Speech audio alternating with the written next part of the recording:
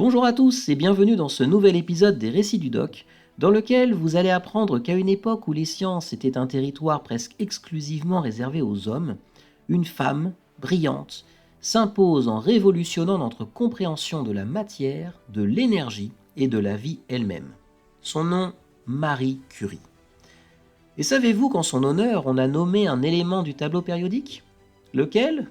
Vous le saurez à la fin de l'épisode.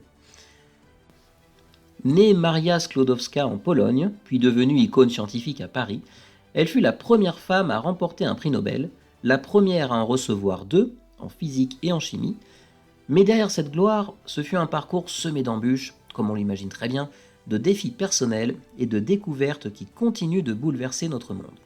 Alors qui était vraiment Marie Curie? Pourquoi son histoire fascine-t-elle encore plus d'un siècle après sa mort? Bienvenue dans cette exploration pour découvrir une femme hors norme dont la quête scientifique a libéré des forces puissantes, parfois dangereuses, mais toujours passionnantes. Marie naît en 1867 à Varsovie, dans une Pologne alors sous domination russe. Sa famille, très attachée à la culture et à l'éducation, lui transmet très tôt le goût de l'étude, malgré les interdits. Son père était professeur de mathématiques et de physique, une source d'inspiration majeure. Mais cette époque est aussi marquée par la répression. Les écoles polonaises sont surveillées, les livres en polonais interdits. Cette résistance culturelle influence profondément la jeune Marie, qui comprend très tôt le lien entre savoir et liberté. Petite, Marie était lectrice vorace, au point que sa sœur racontait qu'elle dévorait les livres jusqu'à ce que leur reliure lâche, un vrai sacrifice de papier pour la science avant l'heure. À 24 ans, Marie quitte sa famille et son foyer pour aller étudier à la Sorbonne à Paris. Là-bas, elle francise son prénom en Marie Curie. La vie est rude. Elle vit dans des conditions très modestes, étudie sans relâche et dort peu. Mais sa volonté est inébranlable. Elle mesure à peine 1,60 m, fragile en apparence, mais dévouée corps et âme à la science. Une anecdote raconte que si elle avait été un homme, elle aurait sans doute été prise pour un génie sans effort. Mais à l'époque, en tant que femme, chaque pas était une conquête.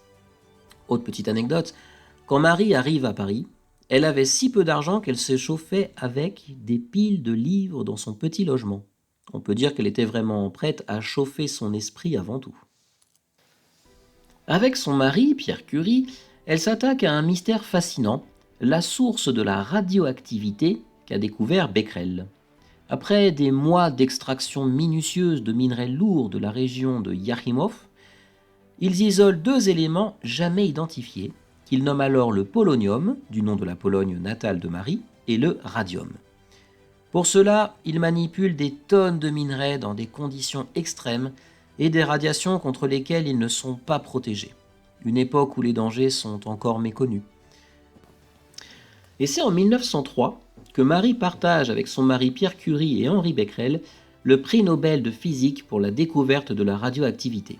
C'est la première femme à recevoir ce prix. Elle travaille main dans la main avec Pierre Curie dans cet environnement modeste et parfois dangereux, comme on l'a vu, et cette collaboration est aussi une histoire d'amour intellectuel et personnel. Et ce marathon scientifique ne s'arrête jamais. Tandis que Pierre enseigne la physique et la chimie, Marie poursuit ses recherches dans un petit laboratoire aux équipements rudimentaires. C'est un travail qui exige patience, précision et un courage quotidien. On raconte qu'à force de manipuler le radium, dont ils ignoraient la dangerosité, ils développaient des symptômes inquiétants, tout cela pour découvrir les secrets de la matière. On raconte également que Marie, tellement absorbée par son travail, oubliait parfois de manger pendant des jours, ce qui obligeait ses collègues à la kidnapper pour un repas forcé. Un exemple parfait d'oubli total du monde autour pour la science. Et en 1911, soit 8 ans après avoir obtenu le prix Nobel de physique, et après la tristesse de la mort accidentelle de Pierre, son mari, Marie Curie reçoit son deuxième prix Nobel, cette fois-ci en chimie, pour ses travaux sur le radium et le polonium. Elle devient professeure à la Sorbonne, première femme à exercer ce poste. Son laboratoire, pourtant modeste, devient un lieu d'excellence et de recherche novatrice. Pour l'anecdote, quand Marie monta enfin son laboratoire, les ouvriers se demandaient si toutes ces fioles étranges n'étaient pas des potions magiques. Et elle plaisantait en disant qu'elle préférait être sorcière en blouse blanche qu'en cape noire. Puis en 1914, la Première Guerre mondiale éclate. Marie Curie met alors sa science au service des soldats blessés. Elle développe des unités mobiles de radiologie, surnommées les Petites Curies, pour effectuer des radios sur le front. Son initiative sauve des milliers de vies. Qui aurait cru que la radioactivité pouvait devenir un outil médical aussi puissant et encore utilisé aujourd'hui? Quoi qu'il en soit, Marie ne se limitait pas à la science pure. Elle défend aussi l'importance de la recherche, la place des femmes dans les sciences et la coopération internationale. Elle dira « Dans la vie, rien n'est à craindre, tout est à comprendre ». Cette maxime résume son engagement à lever le voile sur l'inconnu. D'ailleurs, Marie Curie, pourtant très sérieuse, aimait taquiner ses collègues. Un jour, quand on lui demandait si la radioactivité était dangereuse, elle répondit avec un clin d'œil « Juste assez pour conserver mon aura mystérieuse ». Qui a dit que les scientifiques ne savaient pas rigoler? Marie Curie laisse un héritage colossal. Ses découvertes ont donné naissance à la physique nucléaire moderne, à des applications médicales telles que la radiothérapie, on en parlait, et à la recherche scientifique féminine. Ce qui est, quand on se replonge dans une époque qui n'est pourtant pas si lointaine, un exploit. Son nom continue à vivre dans les laboratoires, les hôpitaux, et aussi dans les mémoires comme symbole de persévérance et de courage. Et au fil des années, ses travaux ont même inspiré tant de monde qu'une fois, en plaisantant, un étudiant demanda si on pourrait bientôt isoler un élément nommé curium, juste pour avoir son nom. Et pari tenu, il existe vraiment. Vous avez maintenant la réponse à la question que j'ai posée en préambule. Ainsi donc, Marie Curie, femme de science et de passion, a su transcender les barrières de son temps pour ouvrir des voies nouvelles à la connaissance et à l'humanité. Son histoire nous montre que la quête du savoir est une aventure exigeante, faite de travail, de sacrifices, mais surtout d'un immense espoir.